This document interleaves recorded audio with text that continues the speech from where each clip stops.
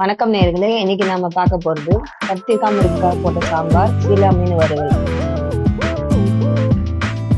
இதுக்கு தேவையான பொருட்கள்: தோரம் பருப்பை குக்கர்ல போட்டுருங்க, கொஞ்சம் புளியை ஊற வச்சுக்கோங்க, கத்திரிக்காய் முருங்கைக்காய் அரைஞ்சு கிண்ணத்துல வச்சுருக்கேன், வெங்காயம் அரைஞ்சு வச்சுக்கோங்க, கருவேப்பிலை வச்சுக்கோங்க.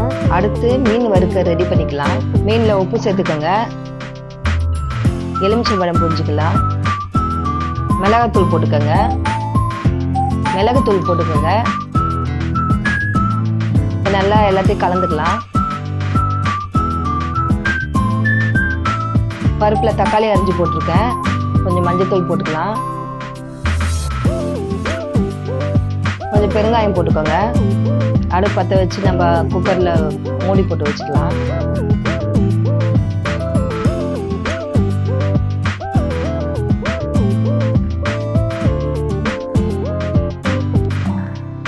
பருப்பு வெந்துடுச்சு நல்லா.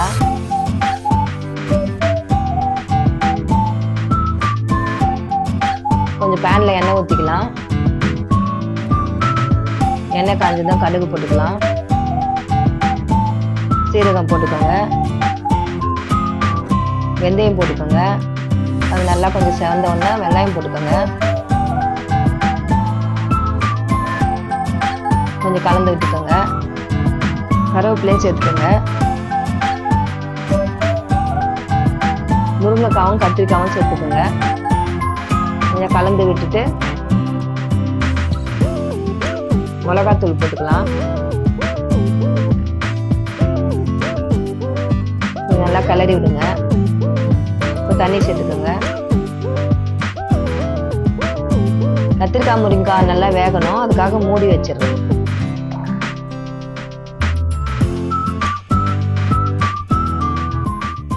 காயெல்லாம் வேக வச்சு 5 நிமிஷம் ஆகுதுங்க. இப்போ நல்லா வெந்துடுச்சான்னு பார்க்கலாம். நல்லா வெந்துடுச்சு முருங்கைக்காய்லாம். இப்போ வேக வச்ச பருப்புல அதை அப்படியே சேர்த்துக்கலாம்.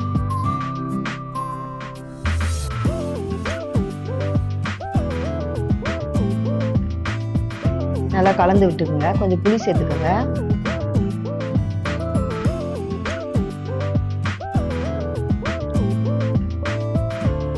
கொஞ்சம் உப்பு, தேவையான அளவு உப்பு போட்டுருங்க. திக்கா இருக்கு, கொஞ்சம் தண்ணி ஊற்றிக்கலாம்.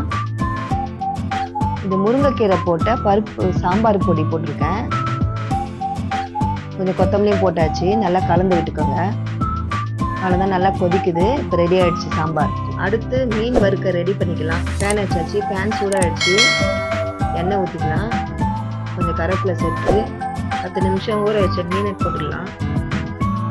மீனில் மசாலா நல்லா ஊறி இருக்கு. மீன் 2 பக்கமும் நல்லா வேகணுங்க.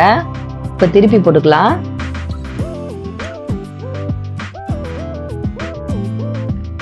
இப்போ 2 பக்கமும் நல்லா வெந்துடுச்சு. இப்போ எடுத்துடலாம். மீன் ஃப்ரை ரெடி. சீலா மீன் வறுவல் ரெடி.